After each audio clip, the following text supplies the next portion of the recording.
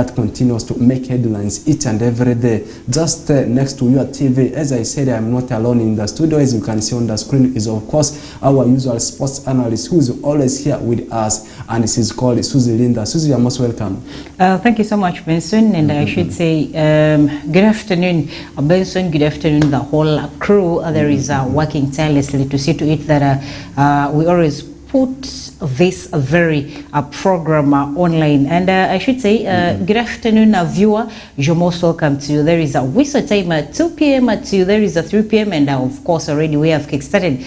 We are here every day, Monday to Saturdays, exactly, and we are only not around on Sundays. That is because we want to give you the best when it comes to sports stories, be it local, be it national, be it international. All you have to do is keep it glued to there is a West Nile TV because we are here to light up the region for you. Starting with the local stories, I guess. Yeah, exactly. The game between the team on the Paraka Football Club as they played Ilia City. Officially, they have been rebranded as Ilia City from Alpha Rising Stars. From today onwards, they will now be called Ilia City. We did give a lengthy analysis about the game. It ended very well.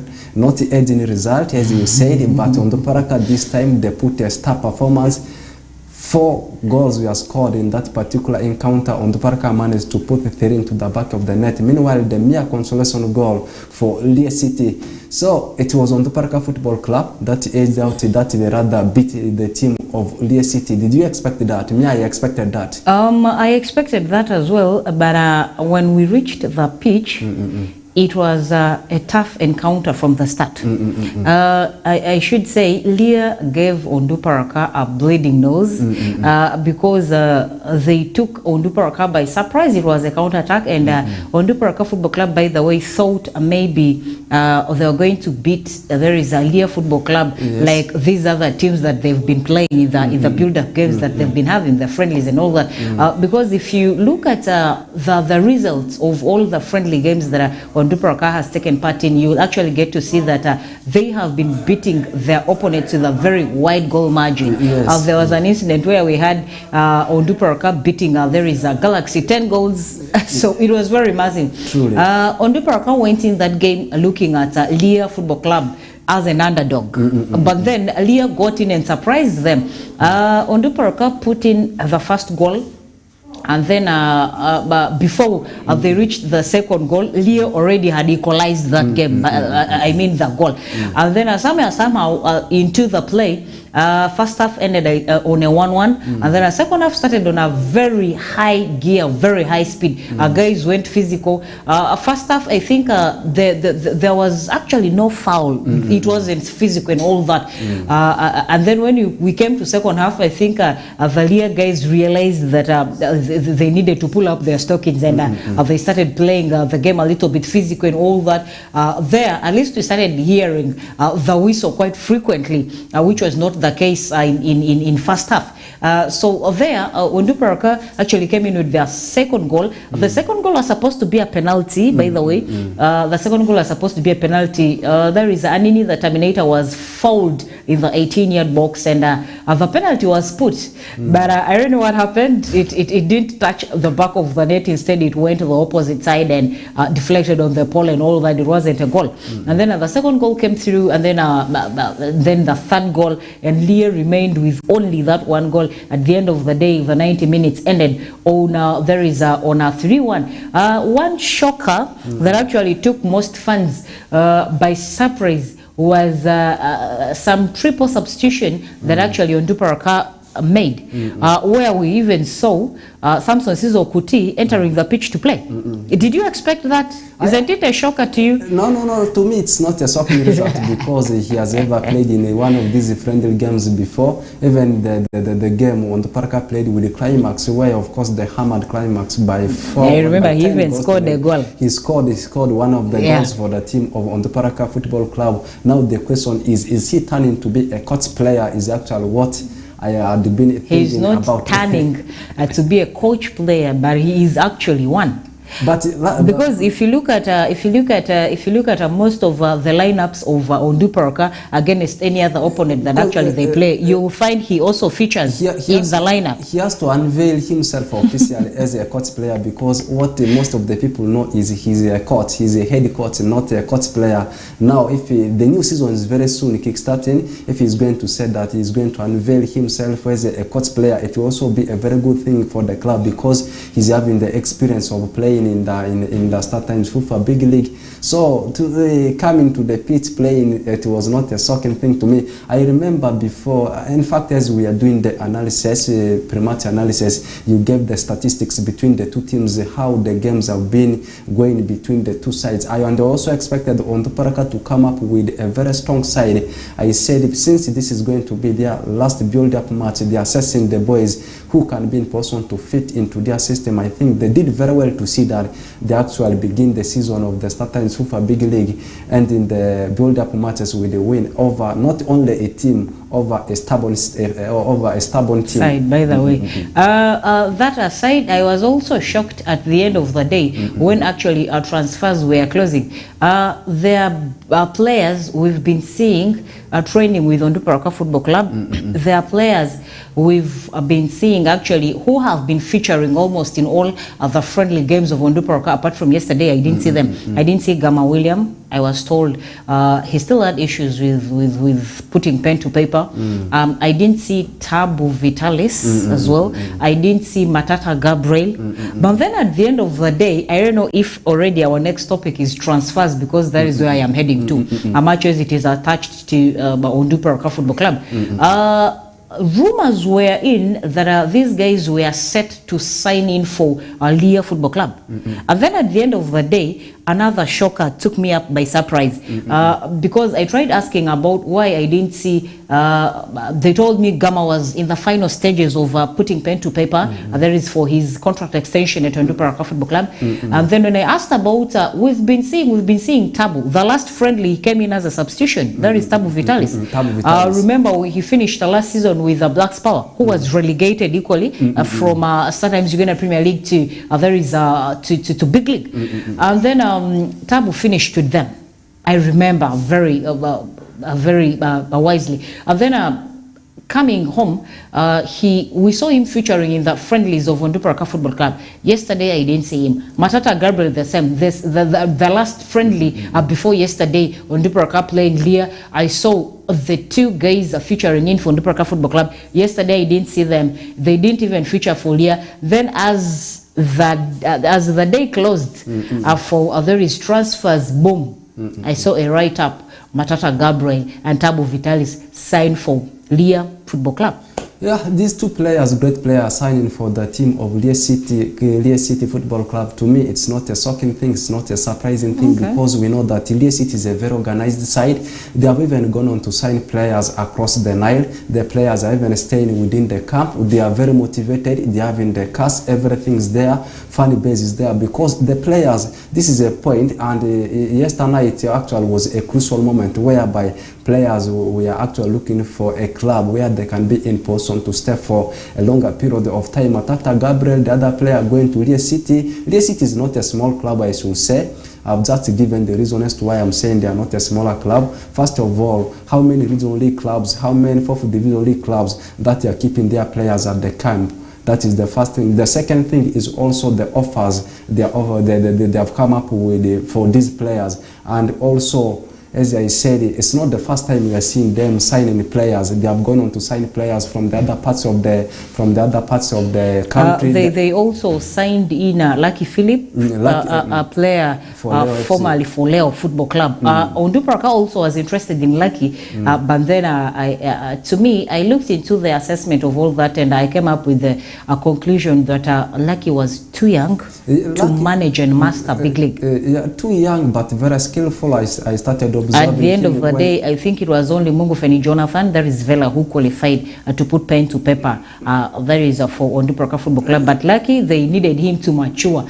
But then, for him, he feels he needs to move forward. Yeah. And the maturity bit of it also didn't mind to him. And eventually, he signed in for Lear. Lucky Philip is a very good player. I started observing him when he was playing his football for some of the secondary schools. He played for Manibe Public. He also played for Nile High Odia before signing for Leo FC. He's a very good player, skillful. Maybe also sometimes your physical fitness, the coaches, the technical team will also have to consider. Look at the players that have joined the Leo City. You compare them with you compare the signings they have made with those ones, the other teams from the other parts of the region they have made. It means Regional League, we have ever been singing this one almost each and every week. Regional League for West Nile this time will be very, very competitive. So we already a quarter past the hour of 2 p.m. Let's take a look at another story. This time we take a look at the bounce back of the StarTimes FIFA Big League, the new season. Yesterday we talked in length about the game between Boma FC and Jinja North United. I remember in one of your words you said it was going to be a game full of tension. And indeed it happened. And what actually surprised me and shocked me is the two sides. Now it is the fourth time they are playing draws consecutively. Last season, throughout draws. This season has started with a draw. The other season they also played a draw.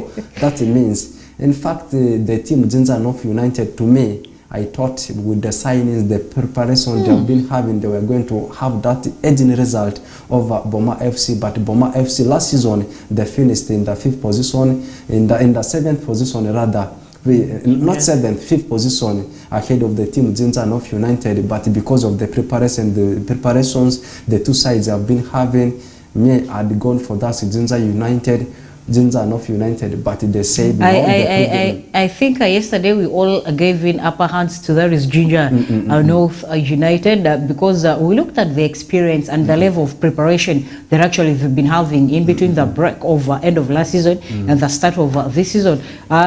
But then somehow we said, I remember I said we cannot rule out Boma because a dying horse's kicks are always very dangerous. So Boma came in and surprised, I think, all of us. That is something we didn't expect. Games will still continue. That's on Sunday with the biggest of it to me, that one between Onduparaka Football Club and Blacks Power. And we'll also be expecting a game between Calvary and the team that's Tigezi Homeboys. Police, meanwhile, on Monday, they will be having a game against the newly promoted side, Young Boys. And then the day one of the new season of StarTimes FIFA Big League will be concluded by a derby day on Tuesday between Mbale Heroes and the team. Mbale Heroes actually will be tussling it out with the team of Chitara. So we'll do discussion of the game between Onduparaka and the Blacks Power tomorrow because the game was on Sunday. This time let's take a look at how things transpired yesterday in StarTimes Uganda Premier League. Equally, we're also having games to be played today in StarTimes Uganda Premier League. It's match day 2. Yesterday night again was not a good one for Arua Hill Sports Club as they were beaten by Sports Club Vipers by 2-0. 2 goals were scored in first half and it ended like that. I think to me I was right. I knew that Onduparaka, not Onduparaka, rather Arua Hill Sports Club, they were not going to do anything against Vipers. And also one motivating factor before the game actually took place was the unveiling of Alan Okello. So I knew that the atmosphere at St. Mary's Chitende was not going to pave way for Arua Hill Sports Club to pick something against the team of Vipers. We equally all went in for Vipers. That is yesterday. I very much remember that because I said there is no way Arua Hill Soccer Club is going to win that game at Chitende. Whatever the case is, I was not even seeing a draw. I was not seeing a draw. There is a for Arua Hill Soccer Club. One, I said the floodlights. Secondly, it was an artificial turf, and so it's kind of first of its time that experience. And if you follow Arua Hill very closely, you'll see that they still have financial constraints. They are not doing so well. Most of their key players left. I think the only key players that have remained at Arua Hill from last season is Kawawa, Rashid Olu. We have Jumani that is Thiago Wahab, and the goalkeeper Atendele, and this one who is on injury, Gibson. So it's kind of hard for Arua Hill, and they need to reorganize themselves. There is if really they're going to start picking results. It has not started very well for them, and the next game they're coming to Paridi, and they will be playing, I think, Bull FC. So that is also going to be a tough one, because you can see a Bull is not joking. Ever since they acquired the services of Abech Komeko, a Bull has not been joking. Exactly. So they are beating clubs for fun. It's going to be kind of a little bit hard. There is for team Arua Hill. We all anticipated Vipers winning in. There is Arua Hill Soccer Club, and it happened exactly the way we predicted. Exactly, that was how it went for the team of Arua Hill Sports Club. Just in a space of less than 1 week, they have lost 2 games. First one was a narrow defeat to Busoga at home. Then the one we have just been talking about is the one which happened yesterday night between them and Sports Club Vipers. Meanwhile, for Sports Club Vipers, the actual kick-started the season with a win over Gaddafi, which ended 2-1. Then with that one, that means they're on top of the log with 6 points and a goal difference of 2. That's the Sports Club Vipers. Arua Hill, like you have said, next one for them is actual Bull FC with a powerful striker in the names of Tezikwe, a powerful coach you have already mentioned. Let's actually see how things will transpire in that game. I think also after Bull, KC is also at the pipeline, almost coming out. So let's leave that one there. Equal, we're having games to be played today at Meta 4 p.m. URA will be having a game with Gaddafi. This is a Gaddafi, a wounded side after losing a narrow to Das Vipers. Meanwhile, URA, they are very disappointed after being tied into a barren draw by unexpected team, that's UPDF. They thought that they were going to pick the 3 points against UPDF, so they are annoyed. Meanwhile, Gaddafi is also annoyed, but URA is the home side. Two Lions fighting. Is in the team. So many good players actually. URA is signing. They are at home. Is it going to be the right time for them to bounce back from that draw? I think URA is going to have an upper hand. There is that to me, because one, they will look at just like you said, they are looking at themselves bouncing back. And I should also say that the first game URA played, well, they were shocked. They didn't expect that. They looked at their opponents as an underdog, so they thought maybe it was going to be a smooth run, and they're going to beat these guys maybe by a very wide goal margin and all that, but no, it didn't happen. Football is football, by the way. You get disappointed anytime that you don't expect. So I am looking at URA having an upper hand. Matches, they've signed in very key players that are very good.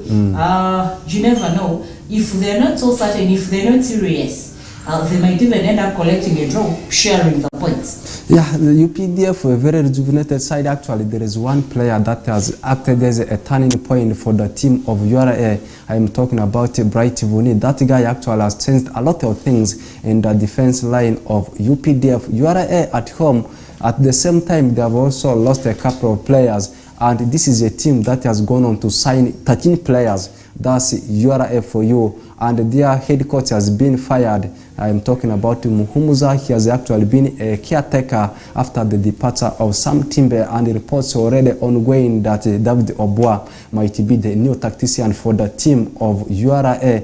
We are following the space in case the deal happens today or tomorrow. West Nile Desktop will also be in person to feed you with what is happening at the camp of URA. Leaving that game there, remember there is also another game coming on your way at the same time as URA will be tussling it out with the UPDF. There will also be a game between the team that's Chitara. Chitara actually will be tussling it out with the team of UPDF. UPDF played a draw. Meanwhile, Chitara, they had a shocking result, a surprising result over the team of Sports Club Villa. They were away to Mutesatu. This time, they are returning home against UPDF. Are we seeing them again picking the 3 points against UPDF? Chitara, by the way, came in very prepared. Chitara has come in very prepared for this league. We saw that very clearly in the season that they actually spent in big league. They almost maintained an unbeaten record, by the way, while playing while taking part in a series of the big league. So if Chitara and actually beat UPDF, I'll not be surprised because UPDF are still reorganizing themselves. Matches they've signed in good players and all that. We saw them very active when the transfer windows were still open and all that. So if Chitara actually comes in to beat UPDF, which is very possible, by the way, I wouldn't be surprised in all that because they have come in very organized, they've come in very rejuvenated, bigger and better and all that. So actually Chitara is going to be one big threat to most of the clubs in there is start times like Uganda Premier League. Let's finalize the start times Uganda Premier League games to be played today with the game between NEC FC and Busoga. These two teams in the first round of the new season, they all picked that narrow wins. Busoga edging Roy Hill by 1-0. Meanwhile, at the same time, we saw NEC FC also beating the other team, Bara City, by 1-0. Today, they are going neck to neck up to the wire. Which one will be in position to grab the 3 points? As are we seeing a tense contest between the two? This is also going to be a very tense one. Actually, everyone is looking at picking points after the first game that they played in all that. So this very game is actually also going to be a very tense one. In between, I think the rest of the teams are going in for game day 2, but then KCCA comes back for game day 1, and they will be taking on Bull. I am seeing a very tough one as well. Clash of Titans, it could be. Now, before we go for the first half break, actually we are left with 4 minutes for us to go for the first half break. Let's finalize with the shutting down of the summer transfer window in the country. I gave you it as a highlight, and we saw Roy Hill towards the closing edges, and on deadline day yesterday they were able to complete the signing of Ibrahim Oriti from the team of Vipers. Then at the same time we have seen the team of Onduparaka tying Yakin Rashid, their captain, into a new contract. And then another player is, as we said, we gave it as a highlight yesterday, Alan Okello returning to Ugandan football after failing in Algeria with Paradu, and has joined for the team of Vipers. So 3 key players, and Mustafa Tiza also returning to the team of KCA for the 3rd time. So which one are you picking? Which one to you was the biggest one? I think there are very many transfers that went on yesterday as the transfer window is closed. One, we saw Mustafa Chiza returning to there is KCCA, and then Alan Okello after being most of the people out there are thinking that Vipers actually signed Alan Okello from KCCA. No, I want to make this clear, by the way. Alan Okello was not signed from KCCA. Paridu had loaned Alan Okello, by the way, to KCCA. So after realizing that Alan Okello was a very good player, they wanted to retain his services, and the amount of money that Paridu had put were quite abnormal for a Ugandan side, by the way.